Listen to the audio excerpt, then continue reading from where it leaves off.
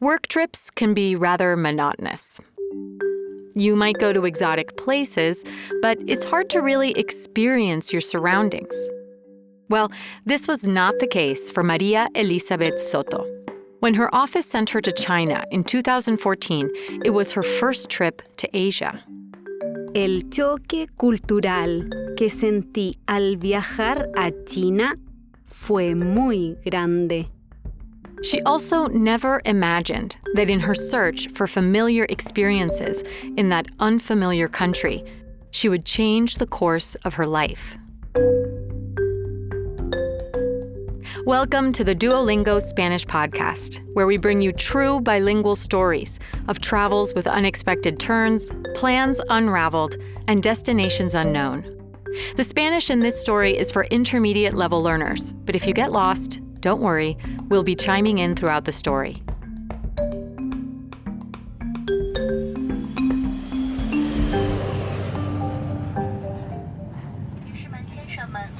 Here's María. Mi viaje en Air China fue de 11 horas. Yo estaba feliz y tranquila, pero cuando llegué a Wuhan, en China, empezaron las sorpresas inesperadas. Before leaving the airport, María experienced her first setback. Her suitcase had gotten lost, and the paperwork to find it was in Chinese. Fortunately, a translator helped her with the claim, and he assured her that her luggage would arrive later. In China, without a fresh set of clothes and a full day of work ahead of her, María already felt lost. Tuve que ir a un centro comercial para comprar ropa de trabajo. El centro comercial era una construcción enorme y muy ostentosa. El edificio era de color oro, con letras gigantes, doradas. Todo me parecía excesivo. She ended up buying clothes at an American store she recognized from Chile. But the culture shock didn't stop after she left the mall.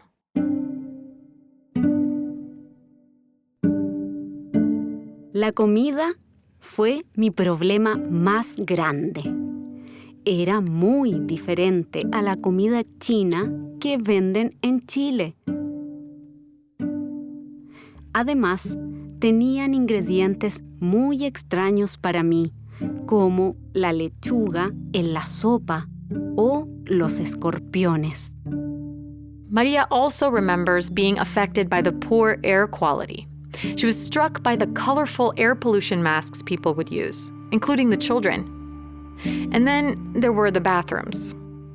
La taza del baño está abajo en el piso y no es nada práctica. Por suerte, yo estaba en buena forma física, pero me preguntaba, ¿cómo usan las abuelas el baño en China? So-called squat toilets are traditional throughout much of Asia, and in some areas are still pretty common. But of course, very different from what María was used to back home. Después de 15 días en China, necesitaba mi cultura chilena, mi lengua y los olores y sabores familiares de mi país. And that's when María arrived to Beijing. Maria's job during the trip was to manage communications for a group of Chilean entrepreneurs who were visiting various cities across China. But this time, instead of visiting the modern part of town, she opted to explore some ancient sites, and this was a refreshing departure from what she had seen up until then. And when she was done for the day, she found herself in a strangely familiar place. El nombre de nuestro hotel era Andes Resort. Tenían muchos productos y decoraciones típicas de Chile. En el restaurante tenían un menú con mi comida chilena favorita, empanadas de mariscos y carne. Those seafood and beef empanadas were such a welcome surprise, making María feel instantly at home. No conocí al chef, pero en ese momento me sentí enamorada de él. Obviamente era chileno.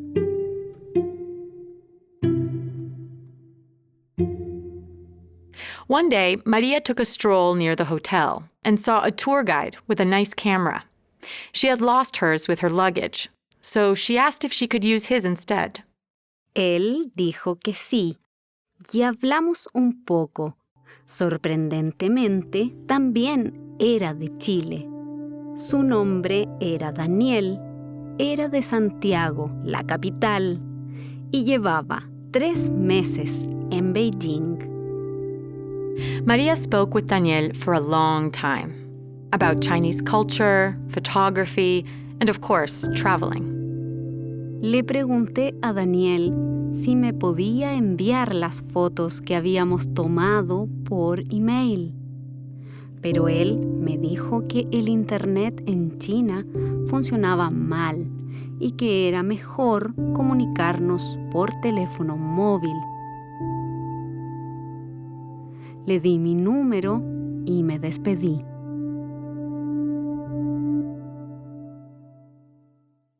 Maria's days in the Andes resort really marked a change in her trip.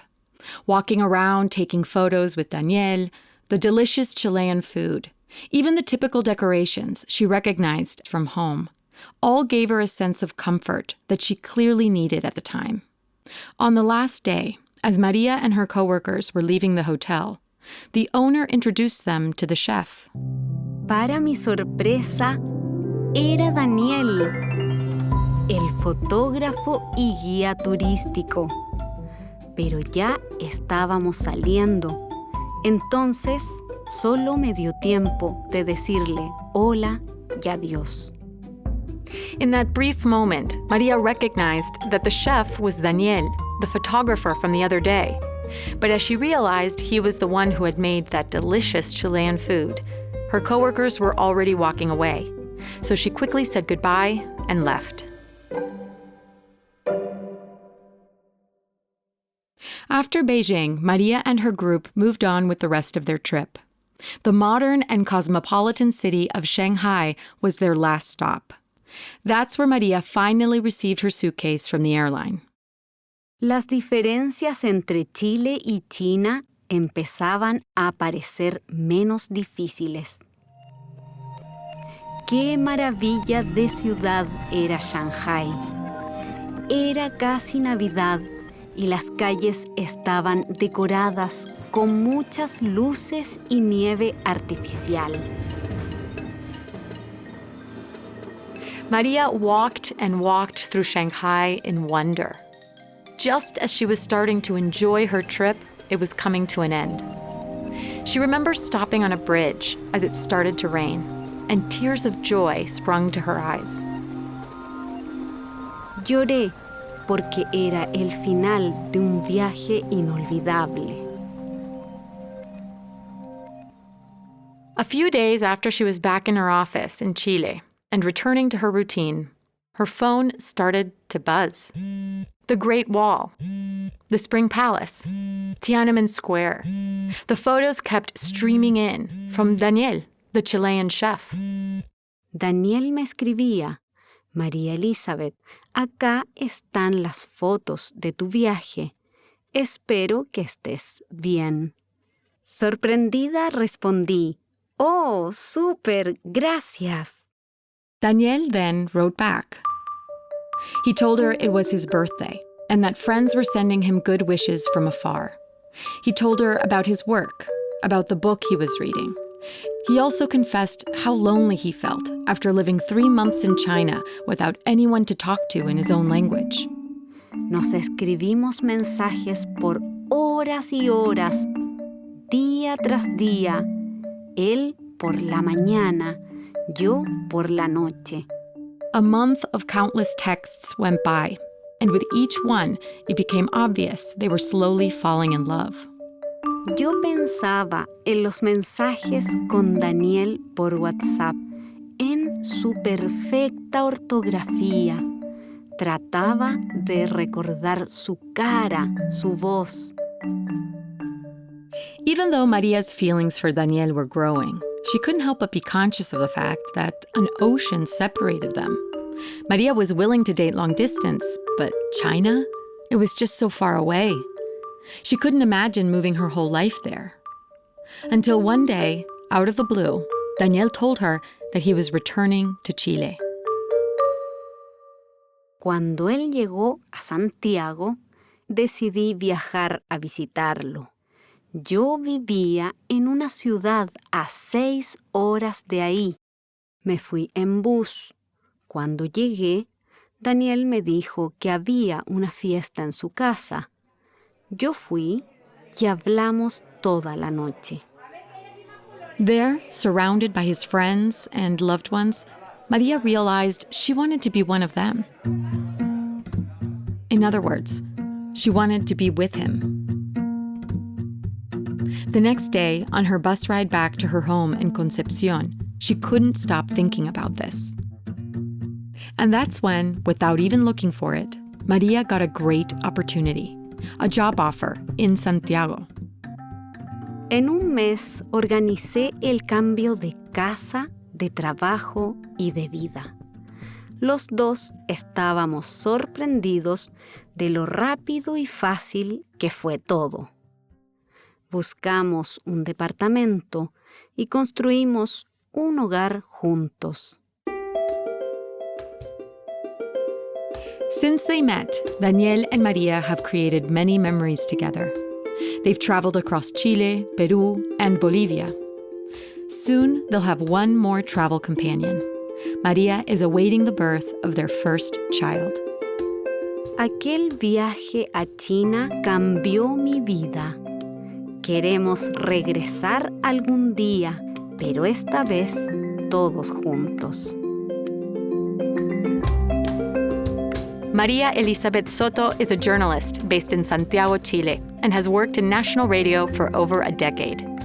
You can download the transcript of this episode and listen to other stories in this series at podcast.duolingo.com. You can also subscribe at Apple Podcasts or wherever you prefer to listen. With over 200 million members, Duolingo is the world's largest online language learning platform and the most downloaded education app in the world. Duolingo believes that everyone should have access to education of the highest quality for free. Learn more at duolingo.com. I'm Martina Castro. Gracias por escuchar.